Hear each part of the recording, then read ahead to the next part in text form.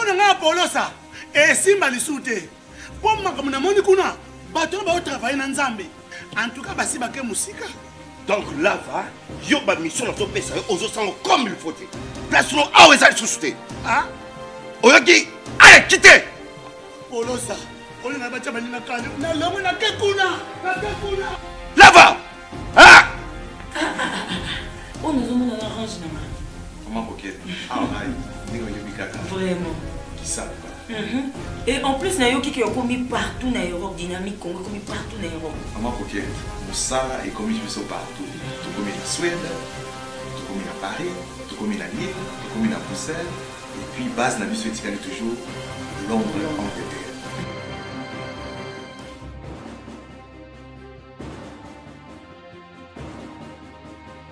Biso na dynamique Congo, toza ko avancer na nkolo.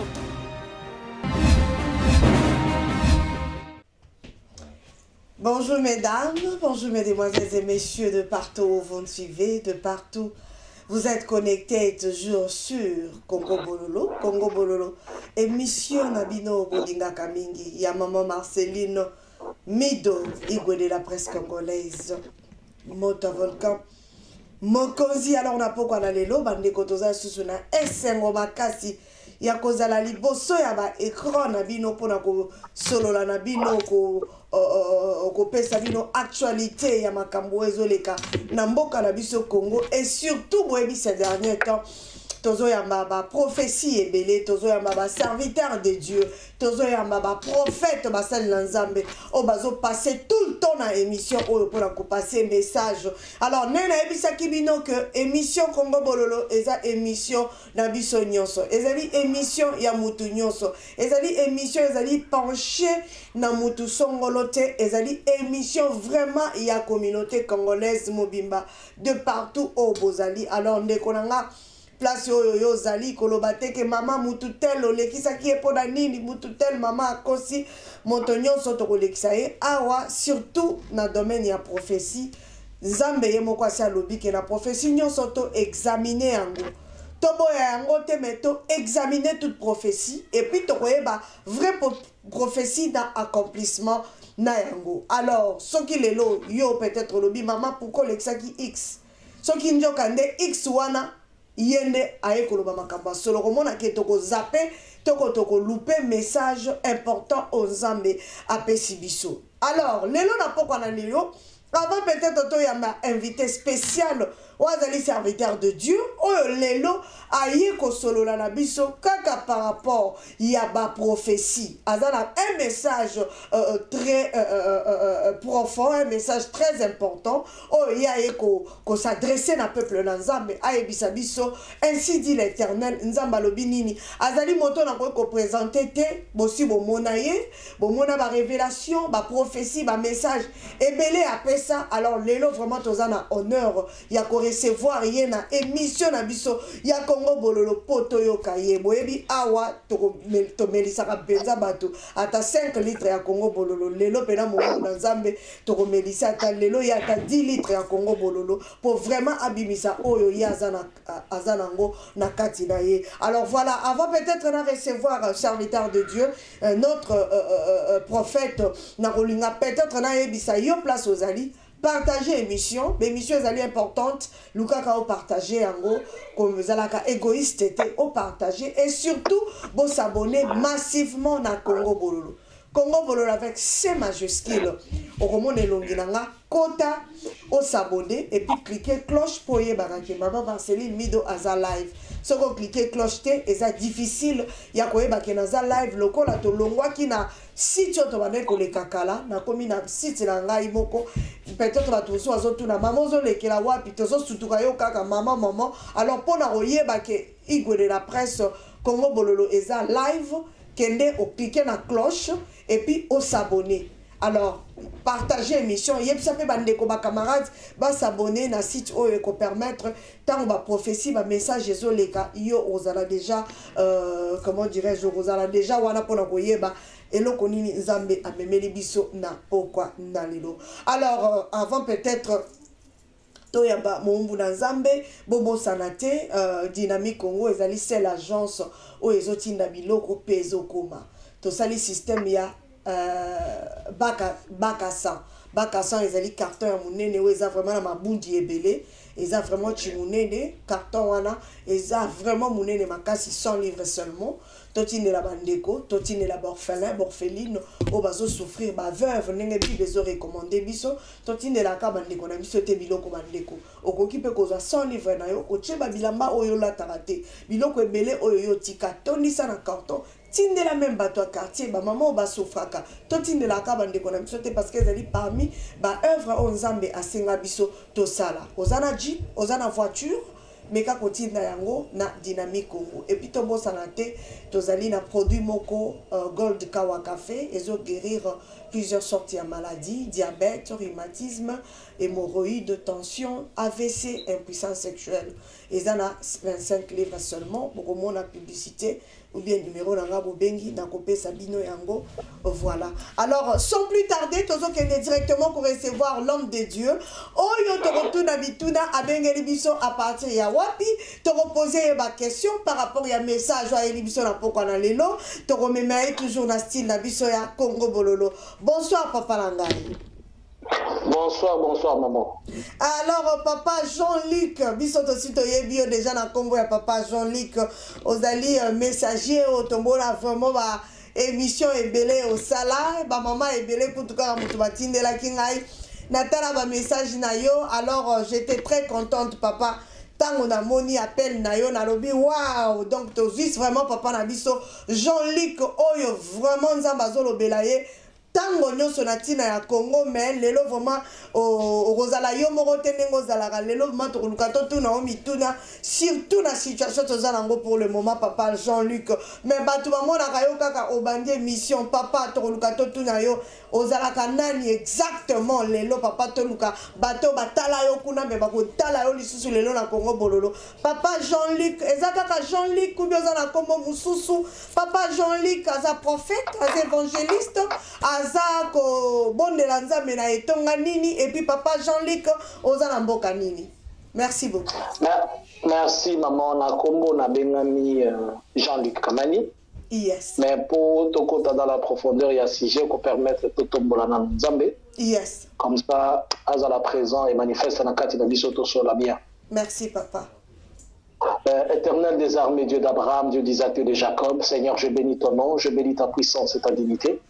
J'aimerais parler, Seigneur Jésus-Christ, mais ma bouche ne peut pas aider quelqu'un. C'est pourquoi je te demande, Jésus-Christ, que tu fermes ma bouche et que tu ouvres la tienne, afin que le peuple puisse t'écouter. Seigneur, fais que je disparaisse et que tu apparaisses.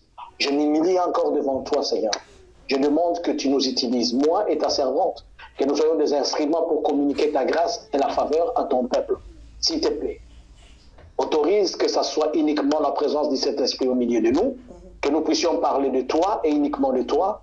Et si nous parlons de nous, Seigneur Jésus-Christ, que nous soyons considérés moins que rien. Mais que toi, tu sois élevé et que tu puisses dominer en ces lieux au nom de Jésus. Amen. Amen, papa. Alors, papa, Motuna Nangai, papa, prophète, évangéliste, Ozanani, papa Nangai. Merci, maman. Nakombo nanu na bengami Jean-Luc Kamani, navandaka na mboka ya Suède. Naza chrétien, chrétien de longue date, so une longue date, les lots oyo, ça fait une vingtaine d'années que Naza chrétien, mais et pas une vingtaine d'années Naza serviteur, Naza Maumbu Nanzambe, et Nazo qui est na 19e année Nangai, 17e année Nangai, Yakoza serviteur, mais pas prophète, pas prophète pour dire que Nathan oyo nazala qui est reconnu na Nicolo to na encadré comme étant prophète Tileno, ça remonte pratiquement à 10 ans. Alors Naza congolais, République démocratique du Congo, Nassambe la Canada Église pentecôtiste, et seulement awana ville place Nazali na sanganaka na bandeko ya minele mais na gardaka une présence, il y a église de maison na kati ya ndako. Voilà ce que je peux dire na Oitalina. Naza responsable, Naza papa mapasa. Donc wow. Topesi maman mapasa bambo tebele. ayambi yango. En tout cas, bon pesa ngape onction ya mapasa, ngakala babando benga ngamwambui, mais ti lelo na bota la mapasa te. Recevez maman, recevez. La recevoir encore. Ok, merci. Merci beaucoup. Alors, papa Jean-Luc, on le pose à prophétité, papa. Nazali, prophète du ministère qui est différent d'un prophète Adam. On a un ministère prophétique. Donc, vous allez prophète, papa. Ouais, maman.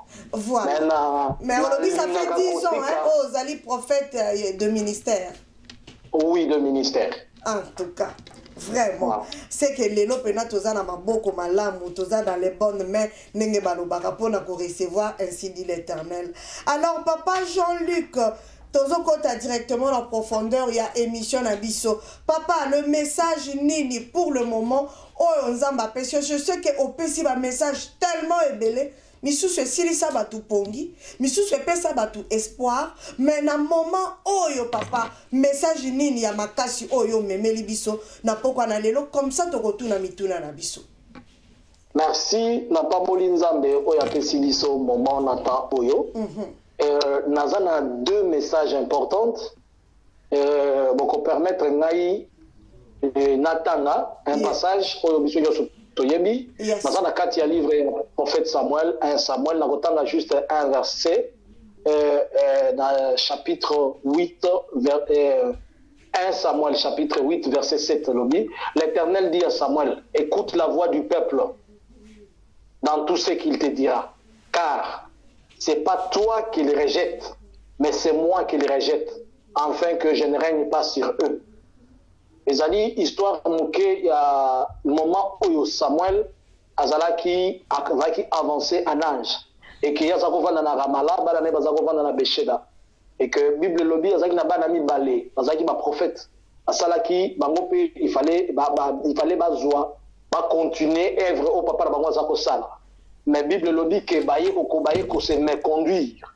Ba komi plus na envie ya biloko misatu bazaki dominer na biloko misatu oyo Bible lobi bazalaki ils étaient devenus kipides bazaki na bolingo mbongo donc otaki na verset 3 balingaki ba présence c'est-à-dire bazaki batu balingaki corruption et ya misatu ils étaient ils ne pratiquaient plus la justice.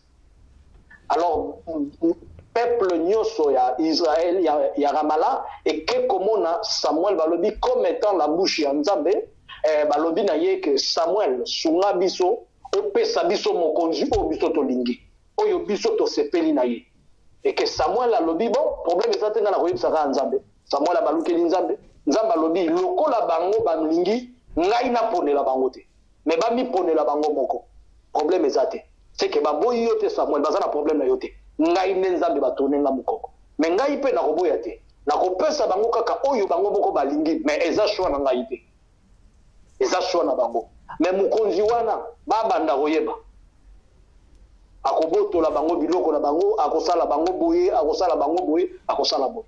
Alors contextuellement il y a un message wana par rapport na oyo tozomona lelo na lingi koloba kaka nini na lingi ko contextualiser message wana sokotali na ba moment où tozali na ba moment électoral année passée donc tout le monde qui réveille moko ya makasi ekotaki na kati na biso batu koto bazobondela tout le monde et puis soki oke na Facebook na ngai nazosala ba live nazobisa bato omoni réveil oyo nazomona awa napesi yango 2 mois eza mingi okomona réveil nyonso ekokatana ouais puisque bato baza emporté na basentiment na baémotion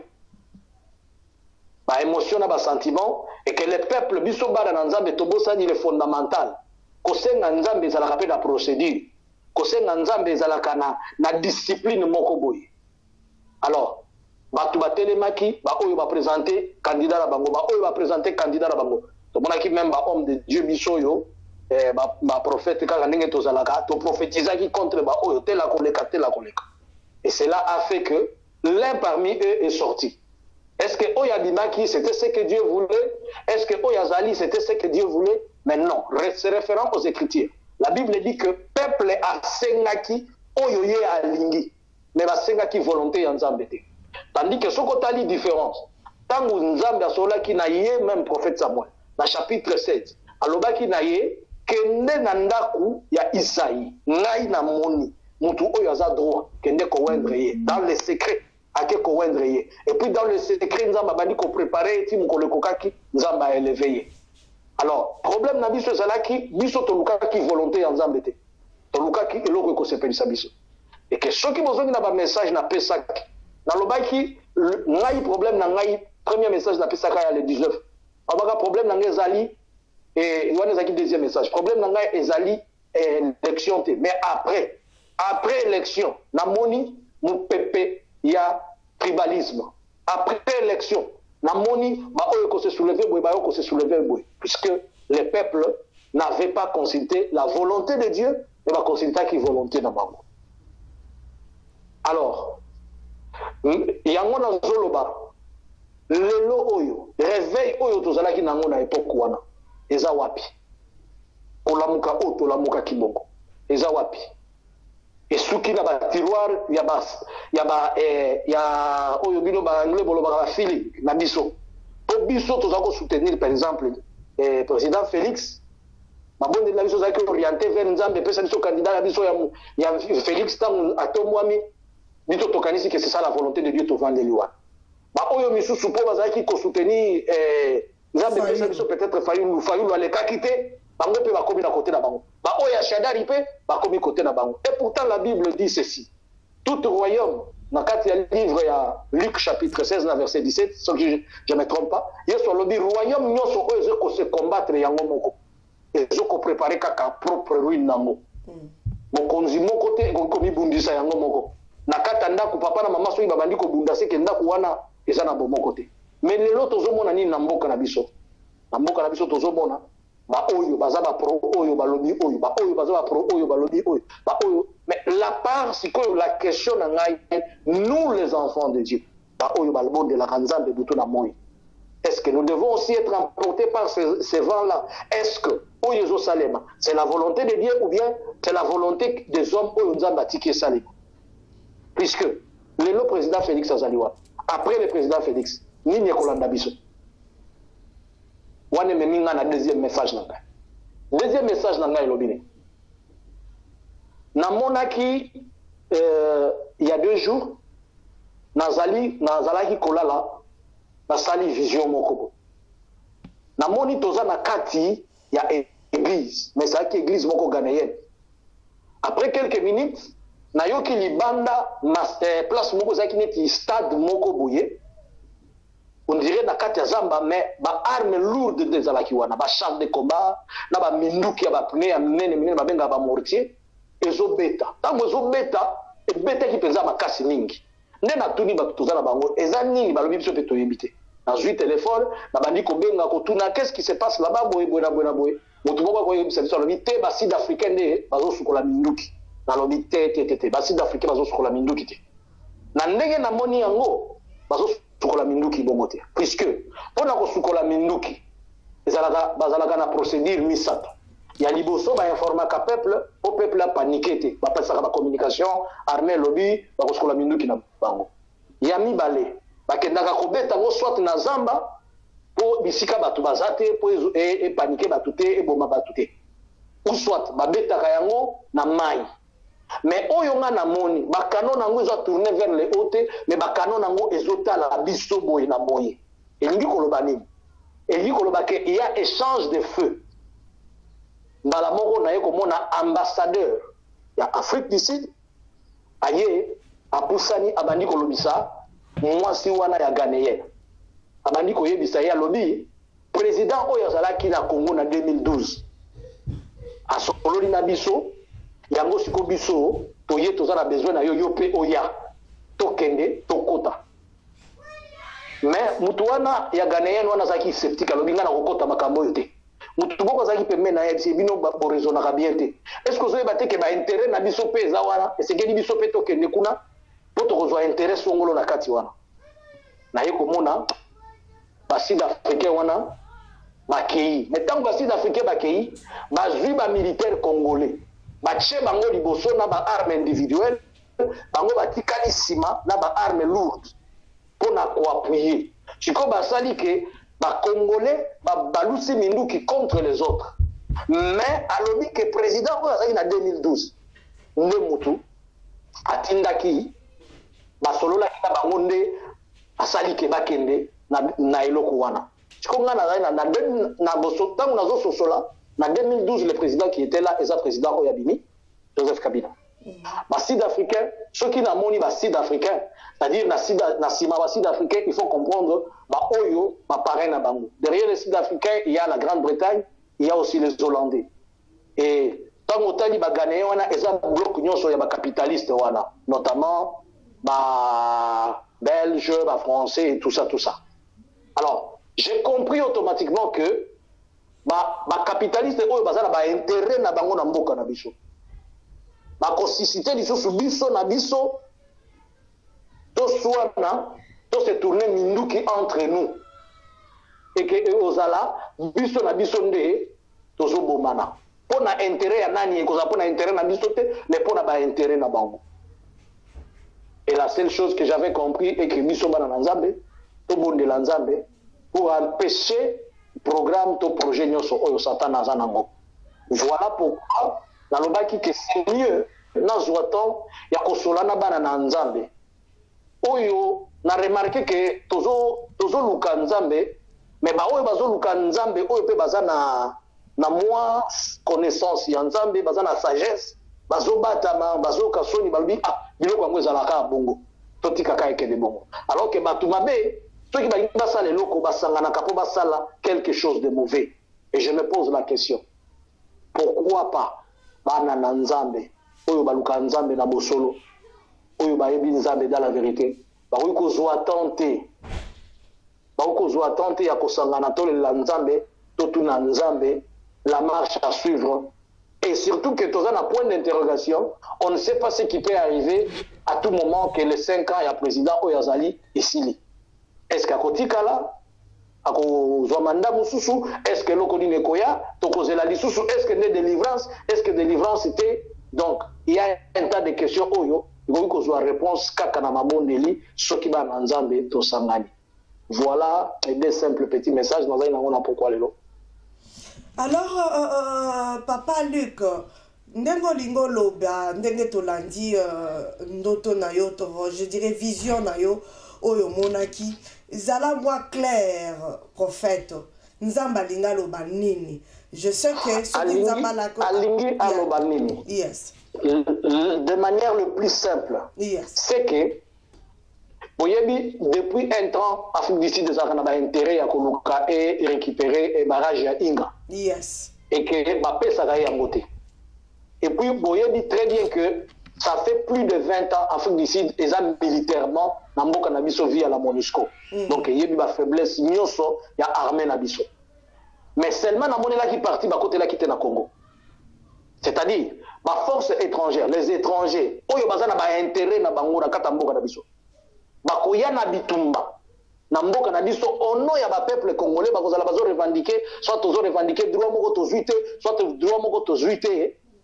Oyo ba tel bakoloba peut-être biso toza minorisé par rapport na eloko songolo ba biso bakoloba par rapport na eloko songolo. Message wana ememi ngai na message na pesa qui 4e message. Les autres des se compléter. Ce qui n'a pas rappelé pour me comprendre. Oui, pour la yes. Ouais, 4e message on est à la kindengeni. Na salaki vision. Na moni c'est qu'on a un terme qui tourne en français. Na moni esprit na ngai eke na RDC. Mais na moni désordre moko boye. Ba soda bazokota na Congo. Et ba soda wana bazokota parce que là, il y a uniforme, il y a tenu à Ouganda, il y a tenu à Rwanda. Après, le président Museveni, Abandi Koloba, tout le monde est la mingi pour le Congo. Le président Museveni a Koloba, tout le monde est là pour le Congo, il y a intérêt ni na Congo. Et pourtant, il y a Azalaka Moutou Oyo, Azalaka toujours à la tête, il y a Biloko, il y a Mabé pour la Mboka Nabicho. Alors, ce que j'avais vu après, Masoda on attend ou Bakoti, et que ça n'est panique bato basali neti kokende ba côté oyo bakende ki bakangami côté oyo bakende ki bakangami côté donc et comme bongo et basoda na ta ba kota ki vraiment bazala ki neti ba se déployer un peu partout Alors, na présence ya basoda wana, na ye komi mona, naza na kati ya basoda wana, nga nazolobela bango boy. Na lobi, ainsi dit le Seigneur. Alobi, soki bosali lisusu 48 heures na mboka oyo, akomodir mboka na bino, jusqu'à la 3e génération. Bobima na mboka oyo, nzambe alingi, misala na bino oyo, te na projet na bino oyo. Alors, tango nazoloba bongo, bazo sekanga. Nalobi soki na kati na bino eza na mutu oyo alobi ke c'est vraiment aza mobali. Azwa munduki abetanga masasi. Mais ce que je suis en train de vous dire, bozonga la bamboka na bino. Bokende kotuna ba prophète bamboka na bino, soki bango ba yebi makambo nazoloba te. Et que soki nzambe alobela ki bango te kopekisa bino bokota na Congo po nzambe alobi mutu nyonso oyo akokota na Congo akopinir mboka na ye jusqu'à la 3e génération. Komanda na bino moko, basi na bino bana na bino na mboka yango moko, même terre na bino kozala maudite jusqu'à la 3e génération. Alors tango nazali koloba bongo bazaki na bango koseka. Na moni na kati na bango mutu moko atelemi lokola serviteur de Dieu. Ayebisi bango pardon. Makambo mosali na nzambe oyo azoloba eza ya solo. Bon mais quand même pas kosimba ye. To luka comment to trouver solution na lokoko. Alors na yeko bima wana na kei na salle moko boye na kuti Joseph Kabila na mwasi na ye babalusi mukongo kote bakabaza kolomba mais bazalaki concentré na kotala biloko na bango moulin moko ya fufu. Donc azaki neti na business na ye moko azosala. Na telemi liboso na ye na mais respect Mouzazi. Donc nalobi na ye mais respect parent. Nalobi na zomo na mundu na bana na bali ko prophétiser le. Nalobi na moni revolver na mutu na yo. Mais nzamba lobi pour revolver wana edima apesi yo mesure de grâce ya suka. Kende kote batu baza na plan wana oyo yo yebi. Kende koyebisa bango zonga va annuler les projets et les plans wana. Soki osali bongo te, revolver wana ikobeto basasi okufa. Nda yebisi nga me, yo yebisa nga ke nzamba sa rejeté nga. Comment zo yebisa nga lisusu ke nzamba lobi na zonga na lobi oui, le même Dieu qui t'a rejeté et c'est le même Dieu qui te donne une dernière mesure de grâce. Kende ko empêcher projet wana contre la RDC et soki osali yango te okokufa. Na iko bima na vision wana. Alors qu'est-ce que j'avais compris dans le message wana? J'avais compris dans le basoda oyo na mona ki bakotaki. Tant on atala ki uniforme wana na yaki koluka ba uniforme ba soda, ezaki uniforme ba ya armée rwandaise te, ezaki pe uniforme na armée ougandaise te. Mais ezaki uniforme na couleur ya armée burundaise. Or, réellement l'armée burundaise et l'armée rwandaise et ougandaise et rwandaise baza na conflit. Baza en bon terme. Alors na yako comprendre que pendant que le président Oyazawana a kozalate, parce qu'il y a un message de Dieu que le président n'a mis Koleza Liboso à survivre. Il faut comprendre que tant que le président a kozalate, il faut utiliser les troupes pour écouter na Congo, mais tant que les troupes écouter na Congo, ça sera dans l'objectif. Il y a ça la nini, il y a amener plan ou il y a balkanisation ya mboka. Mais mutu oyo aza parmi avant ndakana bato bazo discuter pe baza na projet wana. Et ça le président wana. Mais président Joseph Kabila a un problème à accomplir mission wana te, alors bazo viser bazo linga ba bombaye. Mais il ne peut que s'échapper na mundu ki wana soki andimi mungongo ya nzambe oyo lobi na ye a arrêter programme wana. Mais soki pe aboyi ko arrêter yango, ye pe akokufa. Imagine ngai liboso ya bato wana ezali koloba ke nzambe à un certain moment a suscité ba serviteur de Dieu oyo bakokende liboso ya ba homme politique pe na kolobela bango na mabe oyo bazosala. Alors message mibale oyo esaneti ezo se compléter pour dire que programme wana na projet wana eza toujours en cours. Pourquoi la lobby eza toujours en cours? Puisque pour le moment ba accord Kabila sala na ba communiste ezo sala ke ba capitaliste ba mi retrouver te. Bloc ya ba américain, ba britannique et tout ça bazo mi retrouver te. Donc on m'y rappelait qu'il y a un contrat qui avait été signé entre la République démocratique du Congo et la Chine.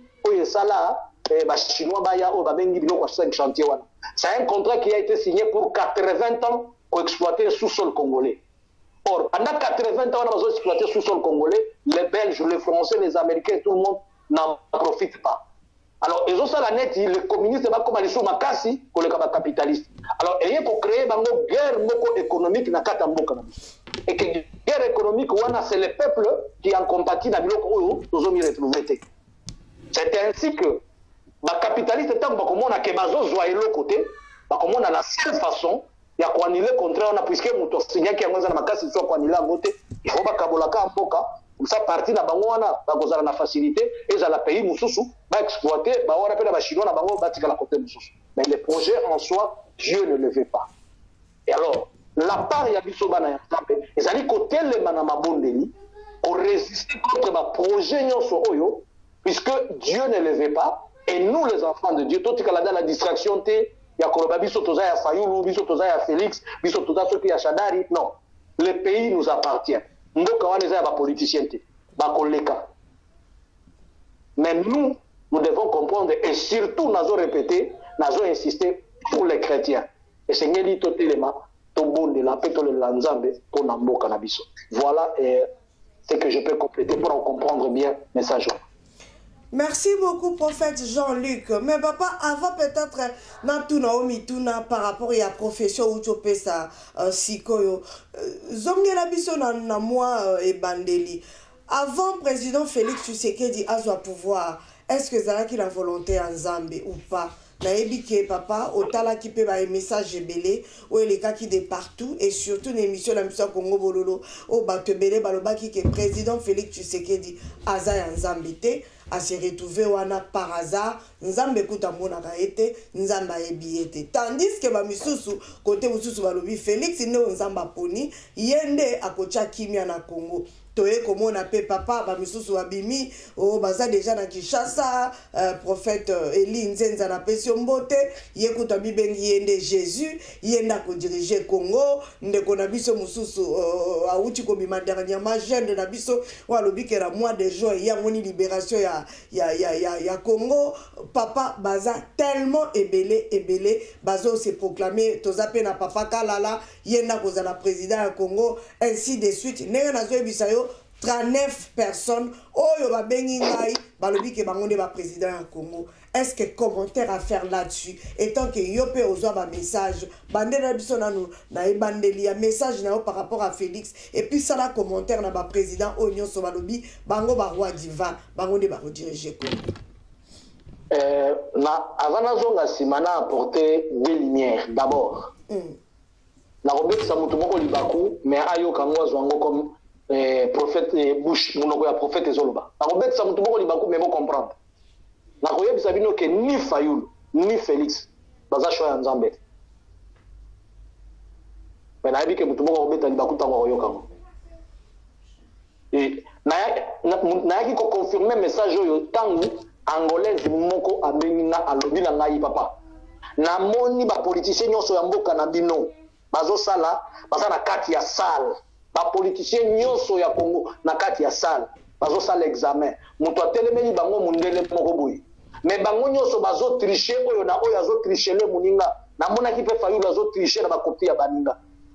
Et j'ai confirmé le message oyo Nzamba pesa ki ngai et puis apesa même na batu mususu nazwa ki ba appel batu mususu na Congo o Nzamba sola ki na bango d'une manière ou d'une autre. Wana ya liboso. Ya mibale. Ngana kanisi David akenate kolobake ngai nde Eli ya Nzambe oyo Nzamba tindela ki bino. David azelaki tant ya Nzambe moko justifier ki. Pour dire que s'auto-proclamer ça peut être bon. Mais pour moi, bibliquement, na moni soubasma na ngote. Puisque bibliquement, moutou a proclamé ka moutou zande nzambe. Moutou a s'auto-proclamé ka yemo kote. Na zongeli, na debi. Na 2018, na avril, avant que le président Félix a kende même comme on a pasteur Alpha Luka ou en Afrique du Sud. Na pesara message. Na lobi na moni réunion moko na communauté na niveau international. Na kati ya réunion wana bazalaki koluka bapona mutu oyo akoya après Kabila. Mais tango bazopona misu ya batu nyonso zako balukela Félix. Na réunion wana kaka baboyi balobi aza na compétence te. Mais namona ki mutu bapesa ki bokonzi te. O bapona ki te. Information wana na ekomona ngole ki na TV5 pe na France 24. Balobi aza na compétence ya kozwa pouvoir te. Ki ya kozwa pouvoir te. Le mot qu'on m'avait donné, c'était le mot, le pouvoir qui a la compétence, il y a qu'on dirigeait mon Mokawana. On appelle ça un message. Quelques mois après, il y a pas bato azako sala alobi na ngai que non le pasteur Alpha alobaki boye na bona non oti toloba soki alobaki na anglais de bato bazoko comprendre te pasteur Alpha simbaka na loboko alobi na mboka aza leader munene élection kozala to bonde la pona ye c'est ce que le pasteur Alpha avait en anglais et quand alobaka na anglais te mais prière alobaka na anglais mais prière asalaka ngo na français donc c'était trop clair et l'équiwana avant les élections, le 19 décembre, nous avons rappelé un message. Namoni Kabila azalaki na sima na salle moko boye. Donc ils ont salté mais ils ont banda Kabila azana sima. Namoni bazo bengaye. Bao bazako bengaye c'était des hommes de Dieu, ba pasteur. Balobi yaka siko na minduki wana. Ayaka na 10 arbres. Tango siko Kabila akomi ba bengaki ye monsieur Kabila. Au lieu de monsieur le président. Tant que nous avons fait bango minduki, nous avons mis veste, mais à garder mon amaboko na ye. Et là, j'avais compris que, na mikoleza koya, Kabila a perdre les fonctions présidentielles, mais a garder pouvoir na ye na maboko. Donc, il m'a zongi à côté, na chaîne na YouTube Jean-Luc Kamani, atali ba message le 19 décembre, à Rokuta yango. Et puis, na ye koloba, na lobi, na moni président Félix azotelema, azosala meeting. Mais tant que azosala meeting wana, na ye komona avant akweya. Na moni pouvoir ezalaki na kati na ye. Ebimi ekei na maboko ya mutu mususu. Mais mutu wana aza politicien te. Nazo rappeler, nazo lobango bien. Mutu wana aza politicien te. Mutu wana nanu asala politique te. Mutu oyo nga na monaki ezalaki même mutu oyo na monaka na 2014 avant liwa ya papa na ye na monaka nini na 2014 na 2014 na monaka papa Étienne Azolia Chimamilala na Soso Chimamilala pour dire Foufelala on comprendre maman azalaki na ngona maboko mais liboso na ye kamere mutu azakoya osiko kamera za okanisa kia kopesa ye Foufelala wana na Soso mais apesaka kamera te aye kopesa mutu moko azalaki pembeni azane kutu politicien te asala quand même pas politique et puis na yoki bazoyebisanga mungu zoyebisanga kamera zikanisa ya kozwa bokonzi na kotikala kozwa bokonzi na moko te et ba explique ba faire voir ngai fufu wana apesaki ezalaki pouvoir na ye a communiquer déjà na mutu mususu. Et à partir d'un moment, on a eu un peu de papa, il y a un peu de sous belleté. Alors, on a eu même image, moi, on a eu pouvoir de na kati na Félix et Bimi a pesé un moment mais avant pouvoir on est Bima, Félix a koyaka. Avant a koya, na monaki kora papa na yeta wa sakufaki na monaki na Italie, mais na évité que na ko ça na Italie. Mais plus tard na ko apprendre que la négociation moko za ko salema entre IDPS na PPRD na niveau ya Italie. Wana na yako yoka sima. Na vision oyo ngana monaki ezalaki ke na moni président Félix bazalaki na besoin ya mbongo pona ko entretenir makambu ya depuis ya papa na bango. Mais tant bazali na besoin ya mbongo wana ba yeko senga assistance na mutu na gouvernement ya Kinshasa. Sikoyo mutu moko autaki na Kinshasa ye na mbongo kopesa bango. Tangu mutu wana yaka kopesa bango mbongo wana. Ndepe ezalaki koboma IDPS nyonso. Mbongo wana tangu ekotaki ezalaki pona kosomba pe koboma IDPS. Bango ba yebaki te. Après na ye komona avant Félix akoya na moni mama na ye azotombokela mwasi moko. Alobi vraiment yo ndoko ko sala biso boye. Moi si wana zalaki lokola proche na kata famille mais eko réaliser que moi si wana trahir bango mais trahison ina salaki na yebaki te vision wana elekaki na ye komona ezali ba vision moko la nani presque na moi moko zaki ya kolanda na moni mutu moko na moni avion moko na drapeau ya RDC mais drapeau wana ezalaki na pilote moko pilote wana zaki nationaliste alingi mboka mingi azalaki kuna ba discours kaka koloba mboka ko kende liboso mboka ko zala boy mboka ko zala boy mais azalaki pilote moko ya mabe azo même avion tantôt à Matisse Likolo, azo qui peut réglementer, donc azo tambousa en désordre. Mais quand on a vu que le monsieur était nationaliste, on a vu la image où il y a le président Félix Azaï côté les mains, azo loba, que azo croire na Congo ya munene, Congo oyo kende liboso. Aza vraiment animé na ba ambition, na ba idée, na maloba ya kitoko pona mboka. Mais azo conduire mabe, pe aza na makoki ya okomisa mboka wana na esika azo lobate. Na ekomona ya koi à partir ya moment wana, j'avais compris que aza choix ya Nzambe te. Puisque pilote yango aza ko piloter mabe, mais alingi mboka alakisi bolingo pona mboka pe azosala nyonso pona mboka, mais aza na charisme wana ya bonzambe te po akonza. Et surtout que namonaki Kabila abimisi veste, et puis veste wana asali nini agarde yango na maboko. Alors le 22 décembre nakomaka ngo na Facebook na ngai, soki moto akiti na Facebook na ngai, kombo ya Facebook na ngai ezali Vladimir Poto, kombo mwana na ngai Vladimir Kandenge Kolobama Vladimir. Le 22 nakomaka wana nayoki nazalaki kolala, nayoki mungongo ezolobisa ngai tala makambo oyo. Chikotango nazotala namoni esprit ya Mobutu ezoloba boye avant kombo ya président Edima nakovandisa ba président nyonso oyo bazali kokurir na bokonzi oyo po basala concertation bayokana. À partir de wana na yeba ki élection ko zala triqué. Na komaki yango na lobby seulement concertation va apparaître avant la publication des résultats. Le 20 na monaki journal moko ya apparaître na Kinshasa bazokoma monsieur Fayulu est irrationnel ou irrésolu, quelque chose comme ça. Na komaka na page na ngai ya Facebook le jour na komaka monsieur X est irrationnel. Mutu moko atunanga monsieur X ndenani na wina Nicolas Liboso bokoyeba. Parce que je savais que ceux dans le lobby, le roi fou. Alors, j'ai compris que pour la Kinshasa, ils avaient déjà rejeté Fayulu. Mais cet esprit-là, on a qu'il y a un esprit qui domine le pouvoir dans le Congo et qu'on vend du sabango, le Congo des Okonza et qu'on bimisa Kombo, Moya Mutumoko, Oyakobima, non pas les élections, mais par Boyokani Mokoboy. Et c'est de là que j'avais compris. Donc, je vais encore répondre à la question. Félix Azalaki choya Nzambe. Mais c'était la volonté permissive de Dieu, puisque le peuple a demandé Bapesaye Oyobango Balingi. Et c'est ce que nous sommes en train de vivre maintenant. Donc pour nayo peuple limbisanga papa peuple asenga ki Félix babiso balobi ke peuple apona kinde Fayulu. Peuple asenga ki Félix te.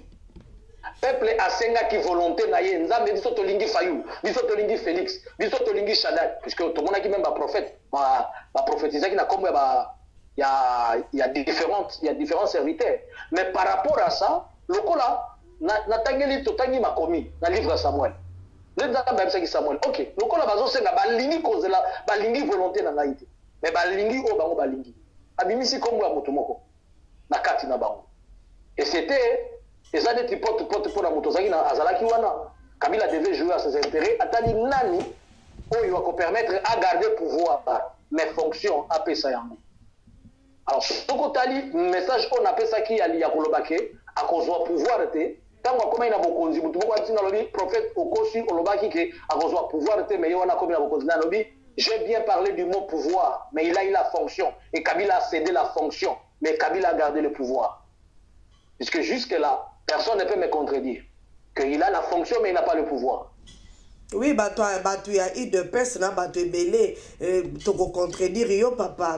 Donc quand on dit élection et salami, tout le monde déjà que mutu mususu azui tolobanini, azui fonction. Non, tolobakaka azui pouvoir prophète. Côté wana eza moi passe poto ndima yo parce que ceux qui mutu azui déjà comme président ya Congo, mukili mobimba et yebi yango na communauté internationale o babana ki ko douter na debi ba accepter yango mais yo ko ebisa biso ndenge nini keno azui fonction, azui pouvoir te. Bon, na ebité wana comme peut-être ba analyse ba tu bazo sala kana ba de gauche à droite bazo lo ba de gauche à droite. Dans ça l'analyse te. l'analyse de Nayebi Sivino, ce que j'avais vu. J'ai vu Kabila garder le pouvoir, mais il a donné le nom. Et garder le pouvoir, c'est-à-dire qu'il garde le système, la structure, pour les autres, ça y est pouvoir. Voilà. Bien que Azana Sima. Et à Tikeli Moutoumoko fonction. Et que Moutou Tikeli fonction, on a comme on a une image, Azotamboussa, Mabé. Tiko papa wanozoloba, prophète, wanozoloba yango, tangu makambo e salami ou bioloba ki yango avant. Po bandeko bazolanda biso bakoluka bakota na YouTube na po ba vérifier makambo yozoloba. Maman. Yes. Makambo o nazoloba awa message oyo na lobi nanu. Oyo message ya mibale. Na kopesa yo date on appelle ça message wana. Message wana na pesa ki yango ça remonte le 23 le 19 décembre. Et ça dit 4 mois. Message au Yozali, il y a le 19 décembre. On a zolo pour na pilote. On a zolo pour na Kabila ko garder veste. On appelle ça qui est le 19 décembre. Okay. Message au il y a réunion à niveau international. On appelle ça qui est na août été, na juillet. Il y a 2018. Et pourtant, réunion à Bangouane, il y a eu ça, à Genève, les qui septembre, ceux qui octobre, quelque chose, si je me trompe. Donc, même message, il y a les 19. Élection, c'est ceux qui les 23, ceux qui les 40e dans le bâté. Et puis, il y a ça qui bat tout. J'ai vu un problème, il y a tribalisme. Entre Bango et Bango. Après les élections, il y a un problème beaucoup tribal. J'avais dit ça. Ceux qui quelqu'un veut me prendre au mot, Azonga na page nangai, comme on a Jean-Luc Kamani, attends la deuxième message prophétique, il y a RDC, il y a le 19 décembre. À beaucoup de termes. En tout cas. Alors, prophète, vraiment message na yo to saisir yango. Si qu'on a situation oyo tozana yango papa. Par rapport à le dernier message où tu copies ça, où tu commandes 2 jours passés. Olingo lobanini papa parce que nde comme na biso moko maman Jackie pe alekaki apesi biso tellement bandoto ebele batu babengi balobi mama bandoto yango mutu na mutu azopesa nga interprétation ya ndoto nanga moko na mituni nga bi oh en tout cas maman tiki biso na débandade ya mutu na mutu azopesa interprétation selon ye mais papa na message oyo pesi c'est comme si bozolinga ko annoncer que balkanisation à Congo et kozala to ndenge nini prophète yebisa biso comité mais comme ko beta mbangu mbangu. Et en fait le projet sur papier c'est un projet qui existe et que batomo ki balingi saleba et que bakobundisa la forme nyonso bokoki même les autres que la mukaka toyoki omboke kabwani mais Dieu ne veut pas de ça à finir kaka ko détruire yango puisque na pesaka message le message na pesa sur la balkanisation na pesa ki message wana na la même période ya août wana na lobaka boye na moni 2 avions na kati ya mboka moko mais avion moko ezali Boeing 737 ezala ki parti moko boye ezala kati bato ebele mais mutu nyonso azali na besoin piloter avion wana na moni parti mususu avion moko boye ya Boeing bato nyonso bazana assis ezana pilote moko mais oyo ezalaki na bato ebele wana ezalaki kokoka kodekola te mais oyo ya muke wana edekolaka na ye komona bapesi nga image ya RDC balakisi ngai 2 avions wana comme disons 2 drapeaux dans un seul pays eye kolakisa nga que pays ekokabwana mais ntango ekokabwana dans 2 parties inégales. Une partie de 40% et une autre partie de 60%. Mais partie où il y a 60%, parce qu'on a un problème, il y a leadership. Pour Moutounio soit kolinganga na la mokonzi, ngana na la mokonzi, Moutounio soit kolinganga la président. Mais partie mususu oyo. Parce qu'on a discipliné, parce qu'on a un seul leader. Donc parce qu'on a mokonzi moko. Na comment on a mboke comme le quoi Corée du Nord na Corée du Sud. Mais c'est ce projet-là que Dieu ne veut pas. Puisque physiquement, dans le document Moroboye, dans 97, à l'époque de la guerre à RCD, la diligence, il y a la commission Moroboye, il y a des députés, basanganaki américaine européenne se faire passer comme des journalistes bakende kosala enquête na époque pays ezaki divisé bakende kotunga depuis basidi Kivu bafizi bauvira baubembe kuna bamati bakalemiti nani baina province orientale bazotuna batu soki balingi ke pays etikala bongo batu nyonso baza koboya balobi tolingi pays na biso etikala moko. Et c'est pourquoi ils avaient difficile de diviser Mboka. Puisque le discours, il y a peuple à gauche comme à droite, Moutouaza pour division en athée. Mais et l'Okokoya est pour pousser division. Et ça dit intérêt des communautés internationales, où il y a des dirigeants Nabiso par égoïsme. Il faut signer, il y a un contrat où ils ont créé les problèmes. Et puis l'une des choses, où il y a des problèmes.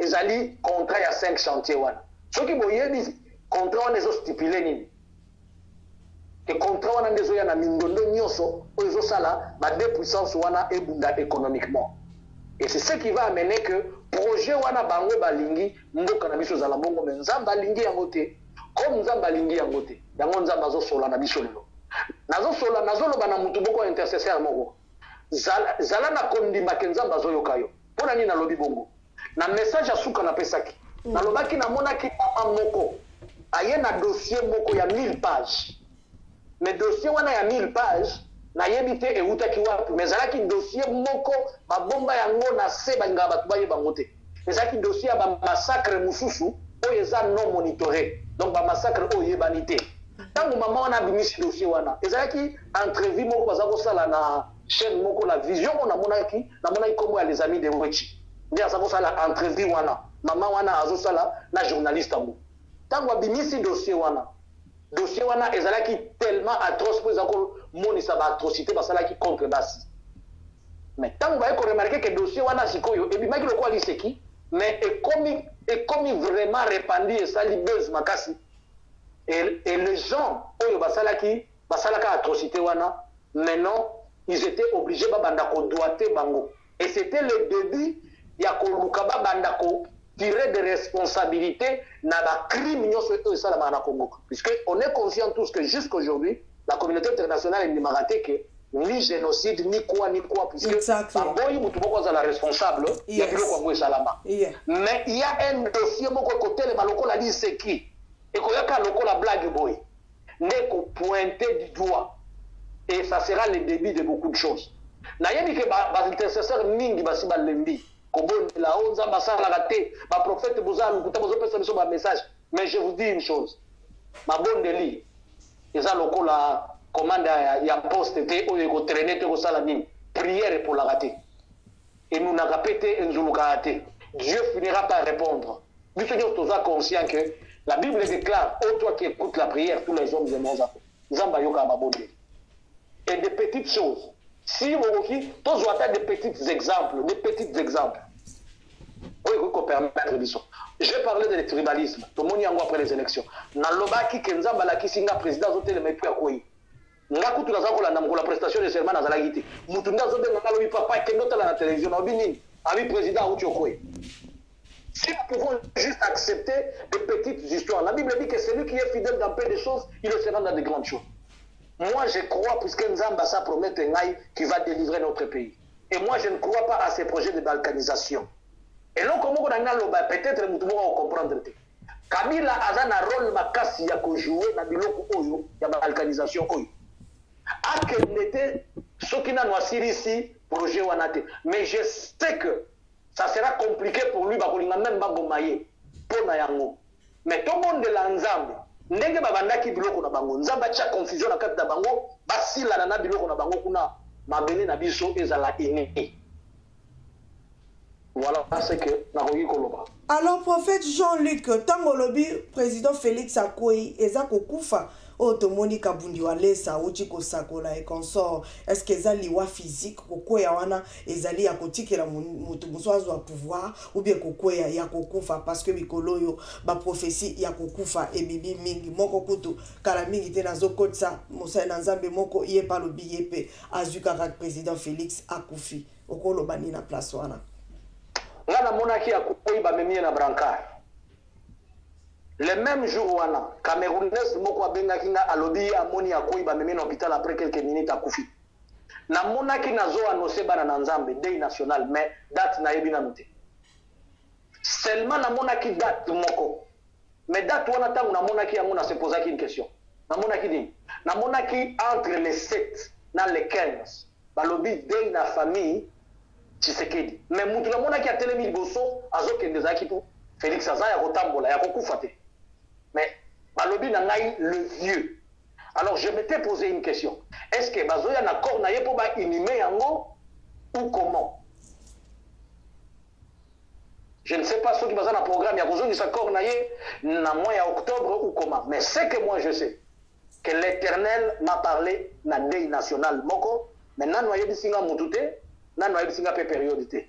Mais il m'a dit que je vais annoncer au peuple de Dieu cette nouvelle-là. Na yebi que na message wana na monaki ya koi aleki.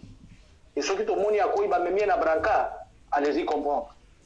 Alors, ce qui Nzambe azo annoncé biloko aboye, ezali parce que Nzambe aza d'accord na liwana ye ou bien parce que Nzambe aza na posa akufate batu babondela. Yebisa biso nanu ezali pona nini? La Bible déclare que tout ce qui est révélé est condamné, ça c'est un. Nous dit que tout ce qui est révélé est condamné. Deux, la Bible dit et nous savons que Nzambe a révélé eloko pour azola kisabiso ki ekokoma ou bien Nzambe alingi to telemelo ko ngwe komate. Ngana lobaka na mutu moko alukaka nga o papa na moni soki to ko chayo en contact na président sur na na bit na message akopesa été. Na boyina ke dekoloba makambo Nzambe tininga ite. La seule chose ngana ko yebisa ye aza kuna bazana basala Nzambe aluka Nzambe. La seule chose qui peut le protéger s'il y a un mauvais plan contre lui aluka Nzambe dans la vérité. Atika kosangisa Nzambe. Na yebi ni nazoloba comme un prophète. Atika kosangisa Nzambe. Atika kozana Nzambe ya 50 na 50 ya biloko mususu. To natika na no prophétie.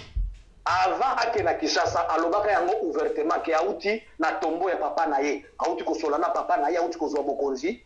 Azo memela bana na ya Congo bokonzi. Auti kozwa pouvoir na maboko ya papa na ye. La Bible nous dit quoi? Que nous ne pouvons pas consulter les morts. Ça, nous le savons. Comment se fait-il que Moutou Azo Sambela Nzambe Azo consulter pe ba mort? C'est-à-dire, Aza moitié, nakati na Nzambe, moitié libanda ya Nzambe. Na monaki eloko moko, pourquoi nazo lo baboyi? Na monaki eloko moko, o eza malamu te.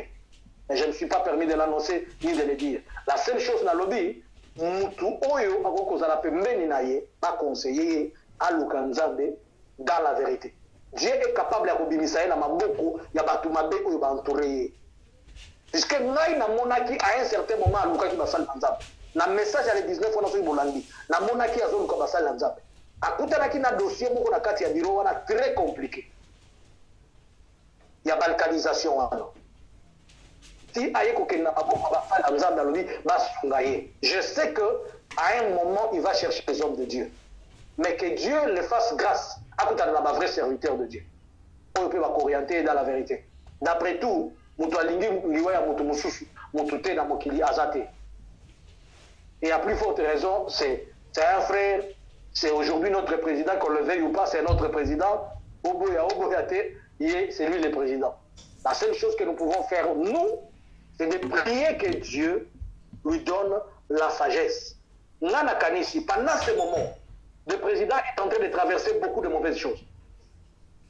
Il est en train de traverser beaucoup de mauvaises choses. La pression peut-être, il y a Biloko Oyo, il y a Batouazana Bango, la pression à gauche comme droite.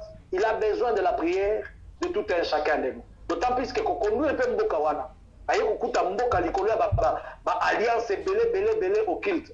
Il peut aussi en être victime. Donc, tout ce qu'on a payé dans ma bonne délire. Moi, j'avais dit aux gens ceci.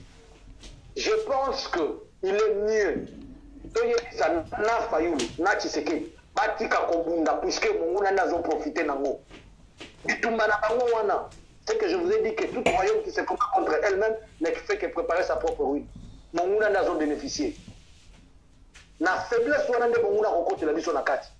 Mais ba monyo so baza ba chrétien ba femme la kakuto église moko ba frère à église moko bakabwana déjà église toyambaki Martin Fayulu na conférence de presse alobaki très bien de konabiso beaucoup journaliste a posé qui question alobi bien que asa longwa église wana le fait kaka monaki sango ake ko présenter Félix Tshisekedi lokola président alongwa église akendaka lisusu église wana te. Donc voilà na mukuse réponse. Ceux qui alongwa église akendaka lisusu église wana te, mais est-ce que alongwa na kati na Yesu? Alobi azo continuer ko sambela. Voilà, problème toza nous les fanatiques, tozo induire ba leader na biso na ba erreur. Yango na zolo bana bana nzambe petit kala du côté de Dieu. Poto yoka l'ainsi dit l'Éternel to sunga pe batuana.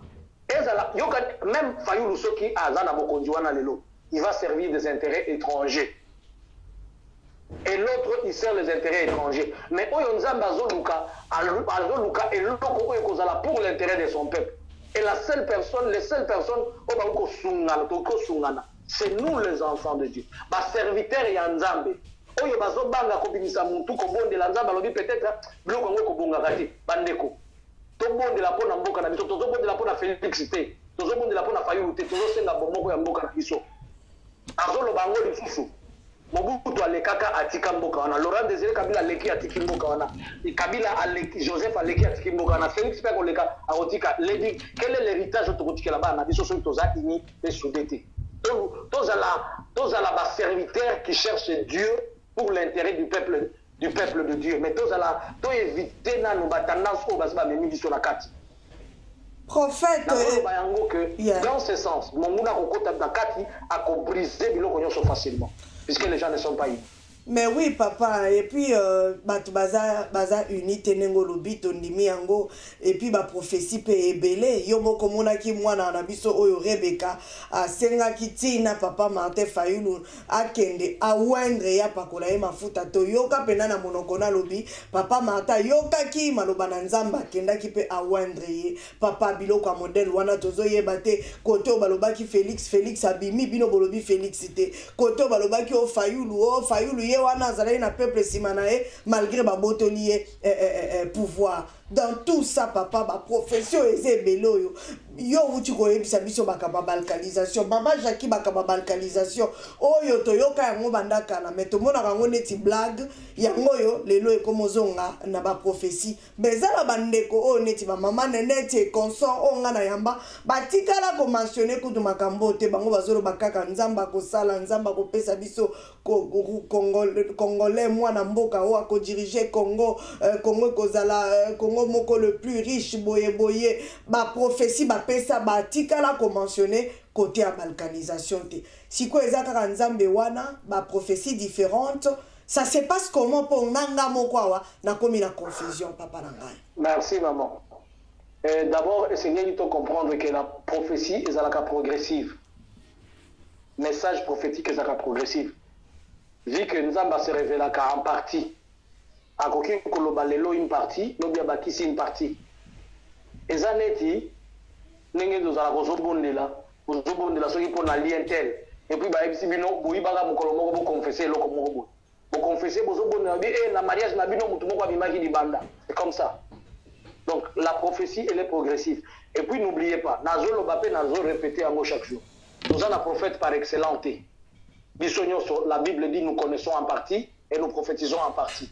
Donc il est possible que Nanza Bango le côté mais alobé la ce n'est pas à dire qu'elle a rejeté Oyalobi. La Bible dit seulement examiner la prophétie. Prenez ce qui est bon et rejetez ce qui est mauvais. Donc ce qui mututel nzamba la kisa qui était à Wikola Tsana Mutumususu et Nikolo Bate que pour nzamba la kisa qui était et la kisi que yé Owana Azaya Nzambete. Non, on doit examiner et voir.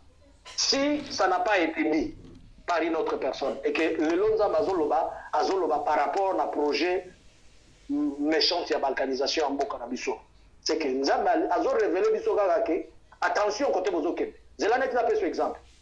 Na monaki soki bokeli sous na message nangai que j'aime parler avec mes preuves. Il bokeli na message nangai. Na pesa ki yango il y a 2 semaines. On a lobaki l'église de Dieu est en danger. Nzamba lobaki nanga to bondi la pona RDC. Na monaki nzamba zoloba nangai que namoni mutu moko azotelema azo se faire valoir alobi Yesu oya kufela kana batu na ikulusu ndeye Mais azoloba ke yesu akufela na batuna oya ikulusu wana mutu neza aki na se makolo likolo. Mais le véritable Jésus c'était lui. Mutu wana azoloba. Mais basali na nzambe baza kovanda pe bazoyoka ye. Chikonga na zaki na sima na bandiko yebisa bango. Comment se fait-il que bino boko vanda bozoyoka pe ba hérésie bongo? Les hommes de Dieu bazaki wana bazoloba langa Janik tika eka kalo batoni kazokosa asiri sakaka ke. Na telemi na lobi jamais de mon vivant na aucun diman que mutu atelema aloba que c'est lui Dieu ou bien c'est lui Jésus peut ton diman. Na loba ki yango un jour après ne babandi côté de la message ya mutu kenayi ko s'autoproclamer comme état le Jésus-Christ. Je vais dire quoi? Mais moko mususu kombo papa no wana la yamba kutu ba ivoirien prophète nakata yote ba uta kutu musika na Hollande ba yana émission nga pour na confirmer que Jésus a déjà de retour aza kuna na ba Congo papa Hollanda yango te na informé peu ezana Yesu mususu na Uvira est-ce que bien mususu ana Portugal papa ozoka à la lumière des Écritures qu'est-ce que la Bible nous dit? Et c'est ngeli ba nanzambe totanga galilo ba nanzambe. Tozo vivre na ta ya Matthieu 24. Et que il y a des choses avant Yesu aya, il y a des choses qui doivent se passer. Prophétie à Ézéchiel 38. Est-ce que tozo vivre yango où le roi du nord a attaqué Israël? Non, tozo vivre yango te. Comment Yesu akoya alors que na statue à Daniel toza na niveau nini? Voilà le message. Ce qui est dans Daniel chapitre 2, Nastati, le roi Nabucodonosor a mon acquitté à niveau ni, les locaux. Puisque tant que tu recommences, tant que tu s'appignon sur dîner, il y a la petite pierre qui est au bout pour y soit bima. Est-ce que l'alliance n'y soit wana et c'est boukani, dans un niveau ni il faut comprendre la prophétie. Puisque n'y soit comme prophétie, les faut un soubassement biblique. Et le soubassement biblique, il y a bilo qu'on a bazoloba ezani. Toboite ke Yesu akoyoya mais Yesu alobaki na ndenge na kendeki ndenge pe na kozonga akendelaki wapi pe kozongela wapi. Donc nyonso wana eza ba message le diable azolinga a désorienter mama koka mwate ke diable aza esprit asa couleur était diable akoki koloba na Congo le même diable wana pe alobi na Australie le même diable wana pe alobi na Madagascar. C'est pas étonnant. Si comme prophète, tango yozomi be, pardon papa, tango lobi kozali prophète ya ministère. Donc oza prophète na 5 ministères otoza na yango. Mais papa ozwaka ba prophétie na yo kaka na ba vision, na voix audible te pour na yo ki kaka olotaki omonaki vision. Est-ce que prophète aza muto amona ba vision, prophète aza muto amona ba ndoto ou bien prophète aza pena oya solo la kana nzambe neti to mona ba prophète Eli ba banda ko sala yango na tango akala. Moi précision s'il vous plaît. Merci. Ce que l'andi tango muto ko landa ba message na nga ko yoka na lobaka na yoki mungongo ezolobelanga na litoyi. Aloba esprit ya nzambe zwinga ememinga elakisi ngai. Ce qui est dans le livre, il y a nombre dans chapitre 8, ce qui est dans le verset 12, alobi, lorsqu'il y aura un prophète parmi vous, c'est dans les songes et les rêves que je l'annoncerai, que je le parlerai et que je m'annoncerai à lui. D'abord, ça c'est un. Il y a une différence entre un message ou et salut à la prophète. Non. Un prophète, il a coupé sa message, un prophète qui a ministère, il a combattu que namoni na yoki non. Un prophète qui a ministère, azali mutu oyo aza parmi les 5 ministères de Dieu, mais qui reçoit les oracles de Dieu conformément à la parole de Dieu et il les communique. Couper sa prophétie, c'est un don. Il y a un don de prophétie qui est différent du ministère prophétique. Un prophète, d'abord, il doit savoir interpréter les Écritures. Un prophète doit d'abord comprendre, il reçoit le message de Dieu et il les répète par rapport au soubassement de l'écriture. Mutoza prophète était pour alobi na lotaki, na monaki, ou bien na yokaki, ou bien na solaki. Daniel a tokotangi ba message à Ézéchiel. Tokotangi ba message à Jérémie. Même Daniel, il disait toujours l'Esprit du Seigneur m'a pris. J'ai été à la rivière, j'ai vu ceci. Tokotali même dans l'Apocalypse, j'entends Guazoloba. Le message est belé dans les songes, dans les rêves, dans les visions, en écoutant les voix audibles et autres moyens. Voilà un peu, maman. Alors, prophète, tant que prophète, c'est-à-dire, tant on a petit exemple, ma prophète Eli, et c'est là qui sont qui balobi, ma kambu, oh, bango balobi, et koki sami. Prophète Jean-Luc, et l'on connaît Yoloba, et koki sama, pour la bateau, ba kota la yo, pour la première fois. Et quand je dis koloba, dans le sens que tant on zambe déjà aïe pas na yo, au commis la bouche autorisée de Dieu, on a le vite tango loba dans le sens. Nake musikate, des exemples le plus simple. Yes. Yaliboso. Natang on appelle ça qui quatrième message. Quatrième message, c'est message nous kutanga dans le but lukuta na kati ya mboka. Donc côté na ba message au mona na lobi ki lukuta na kati ya mboka. Na lobi na moni na mikoleza liboso na République démocratique du Congo. Et kozala na monaki esprit nzambe zwinga ememinga na Congo. Na moni ezaki on dirait élection après ba élection oyo. Ezaki neti ya kotombola ba sénateur na ba gouverneur. Mais ba tomboli batu oyo ils n'ont ni de compétences ni de qualité de telle manière que batu na komo loba oyo pe alekaki oyo pe alokaki. Ce sont les paroles que j'ai prononcées. Et dès tant que l'élection gouvernement et il y a ba gouverneur et lekaki vous en êtes témoin. Les mêmes choses que Dieu m'a révélées et c'est ce qui était accompli. Ça c'est un. De deux. Na lobaki na message musu na pesaki. Na lobi na moni na kati ya mboka. Mais mboka wana na moni ebale. Et puis na moni bateau moko. Na kati ya bateau wana na moni sani. Na sani ezaki sani ni bale na kati ya bateau wana. Sani moko ezalaki na mbisi ya munene. Na lobelaki sani wana te. Mais na lobi na mupanzi na monaki sani moko eza na deux mbisi. Na deux mbisi wana ezalaki balobi na ngai deux mbisi oyo eza deux pouvoirs ezo conduire mboka na bino. Sani wana eza ko représenter République démocratique du Congo. Bambisi wana ba eza deux systèmes oyo eza conduire na Congo mais ba eza ina Kabila. Et puis na ekomo na kake et outil de n'importe où et beti. Tangu kake et beti place wana et panzi kaka bambisi mais panzi sanité. Balobi na ngai na mikoleza liboso. Et j'avais même dit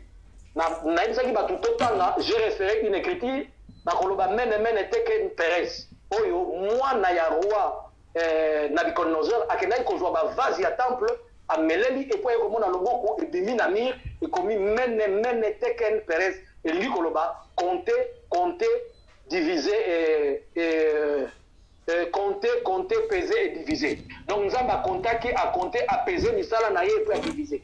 Tabaki na Nicolas Aliboso. Vous remarquez que la carte y a alliance entre FCC na cash système ibalewana bakozala en dislocation et je l'avais dit et pas plus qu'avant quelques jours toyoki comment bazolo ba IDPS bazoswana na FD na batu ya PPRD na landi mutu mususu azebisa ba ke noyebisa batu ya donc toutes les preuves sont là. Voilà, yango peut s'accomplir. Qu'est-ce qui s'est accompli d'autre? Na lobaki na monaki président Koyaki, ça s'est accompli. Na lobaki na monaki ba poni na niveau européen, batu nyonso bazakota là que Félix nda ko bimane ba mais batu bazaki ovanda wana ba pimela ki bokonzi. Ça s'est accompli puisque tant bazaki na Genève batu bazako kanisa que Félix nda ko leka et puis c'était lui qui était presque favori et puis aleka quitté. Donc il y a beaucoup de messages on nous a appelé inga nazongela eloko moko. Nalobaki le 5 octobre, c'était le 5 octobre l'année passée. Nalobi nzamba zoloba na ngai hiver ya année oyo, ya année oyo badaki année passée. Nalobi hiver oyo ekoya mbangu pe kozala makasi. C'était le 5 octobre nde napesa ki message wana. Hiver to bandaka ngona ban décembre. Mais neige aliboso na monaki ekoyaki le 29. Tant on a lobaki yango balobi au prophète makamuna bino ya Suède kuna ndio zoloba. Mais pendant toute cette période yango ngapela lingela loba wana na Suède to partout papa. Hiver ya almula oyo mona ki ntina États-Unis comme na ba moins 50. Est-ce que bolandaki yango? Hiver ezalaki compliqué, climat ezalaki compliqué. Bon mona ki yango un peu partout. C'était les 5 de la presse qui message wana accomplissement na bango bandaki le 29 et créer na biloko mususu. Message wana kutu ya hiver wana soki pe okoti na ba message na pesaki zela na ediswe loko mususu na pesaki message na lobaki na moni na Libye na pesaki message wana na septembre na lobi na moni na Libye bitumba na Libye na moni bitumba mususu oyo zalaki te mais na moni des chefs rebelles na moni moko azo attaquer à kota na capitale mais bitumana na ndenge sukaki namonaki moko na bango akufaki. Mais il n'y a pas 3 semaines à Bitoumé où tu peux répondre à la Libye.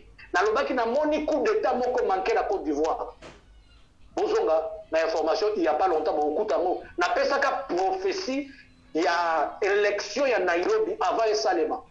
C'est que Dieu m'avait dit en 2016. Ceux qui m'ont toqué la page il y a Facebook, Jean-Luc Kamani a Rokuta Yango. Donc il y a beaucoup de choses que l'Éternel a dit, et à Zosala, et à Zokotu Kosala. Na pesa ki message moko pour la Union européenne. Na lobaki na moni bitumba o eza na Syrie. Nzamba zo la kisanga bitumba eza na Syrie et déménager eye na Europe. Na moni États-Unis et déployer ba troupe nango bisika nyonso. Mais signe ya liboso avant bitumba ne salema. États-Unis ko bima na guerre ya Syrie. Et ko libérer kotika. Et kotika guerre wana. Na lobaka na pesa ka message wana ezalaki na juillet aussi je me rappelle. Mais les États-Unis ont dit Syrie officiellement en décembre. Donc, il y a beaucoup d'accomplissements à Miloko, on a Saloba, et qu'ils ont s'accomplir. Vraiment, vraiment, papa. Ton avis au prophète Jean-Luc Naboke Bignonso. Alors, Motuna ya souka poto clôturer émission na poko na lelo. Papa, ane oyo batwe belé bazo loba. Fin ya Félix Tshisekedi aza président na biso ba mususu kutu balobi na juin oyo ils a passé na mois de juin Félix azala. Est-ce que yo pe là-dessus oza na prophétie nango eloko nino ko loba poto clôturer émission. Je ne peux pas mentir, na évité ceux qui ti na juin à cause de la kozalate, mais je sais une chose, mon kolonzamba kolinga a stopper vie naie a stopper yango. Et donc, comment on peut faire au monde n'est pas toi, n'a Kabila, à Koufate, et à Zokoufate. Nous tous ceux qui peuvent aussi y naïe mingi, nous avons repéré ça longue vie. Pour ça, nous avons place à Roki Melazate. C'est quand nous avons colonne à protéger. Il y a un autre système dans la barre Nanzambe. Tout le monde est là, puisque au moins ceux qui battent tout, bateau et bazawana batiki koswana swana, ils ont l'intérêt na biso. Mais à niveau ça fait 4 mois depuis que le président est là. Azana premier ministre. Est-ce que vous avez que tangu kasavubu na lumumba baswana kabo de tangu Mobutu ayaka tangu pe Mobutu avandi ayeko swana na ba 90 wana pona makabu ya conférence nationale souveraine ba memaniti na 97 netinda ki Laurent Désiré Kabila ya tangu pe Laurent Désiré Kabila swani na RCD ba yokanite bitumba netinda ki Joseph Kabila pe aya. Donc il risque pe na ba conflit oyo loko tozo yokanate une troisième personne a intervenu. Et que cette troisième personne on a côté et vous allez sur distraction pour le peuple Nzambe. Voilà ya mona zo bisaba na Nzambe. Toti kana nous cause l'emporter na babiloko wana sentimental. Réveil auto zala ki na ngona to se réveiller lisusu to bondela. To bondela na biloko yo bokanisi kenza pesi bino mokonzi Félix. Amen. Na bino bokanisi kenza pimeli bino mokonzi Fayulu. Amen. Mais ezala Fayulu, ezala Félix, c'est pour la cause de notre pays. Mais tout le monde là toti quand même un conflit d'intérêt pembeni. Voilà eloko nazo linga. Vraiment prophète Jean-Luc Sengobingi yakoyoka ona pokwa na lelo papa ngande nazali malheureusement yo lobi ba prophétie yo pesi ekokisama menga depuis na fandi wa papa ba prophète à Congo ba sakola ke kokisama raté na e ba raté pona nini ko sakola papa la ngaso na biso bisakoli nyonso. Ce qui peut kokisa mite oyo kaka muto ifa bana kopesa l'explication nzamba kokisi boyete pona boye nzamba sali boyete po côté kuna ba priaki maintenant on s'est dit kaka ya ba prophète ba congolais nde ya bango esimba raté il faut bana ko s'expliquer parce que prophétie eza ya yote ce qui kokisa mite pourquoi comme ya ba explication et comment ça la mutu passe. J'espère que le message oyo passé la pourquoi na le est très important pour la osenga peuple na nzambe tozala encore uni to bondela nzambe parce que balkanisation yango ezomonana toyoki déjà ba terroriste islamique papa balobi o baza déjà na Congo. On s'est dit maintenant mais pourquoi koto yo 220 rebelles balobi o bapesi minduki 60 armes babimisi balobi o kimia ekota côté kuna o ba terroriste islamique ba se pointer. Donc biloko wana ezo la saka ke ba jeu moko eza mabe na mboka na biso Congo to luka vraiment to bonela olie to kota na distraction et kozala vraiment malamu mingi te papa liloba ya suka po to clôturer émission ya pokwa na lelo tango solo ba likambo ya ba terroriste wana ozo rappeler ngai na solo la kina pasteur moko liboso avant na pesa message na lobi na comprendre te nzamba fungolinga misu na moni na est namoni basomalien na minduki na Congo. Mais basomalien bazalaka baterroriste baye kosala nini na Congo. Le pasteur là peut-être aza awate, mais au moins il peut me témoigner. Tant on a eu ça qui est wana.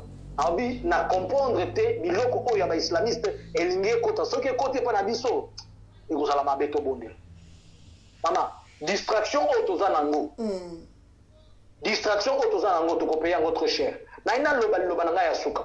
Mardoché oncle ya Esther ayebisaka Esther boy. Est-ce qu'on peut koyeba te ke na ngonga neti oyo nde nzamba tindaki yo ozala na kati ya palais royal pour te obonde la to osunga biso. Na ina loba, est-ce que yebi te ke yo muto za na poto?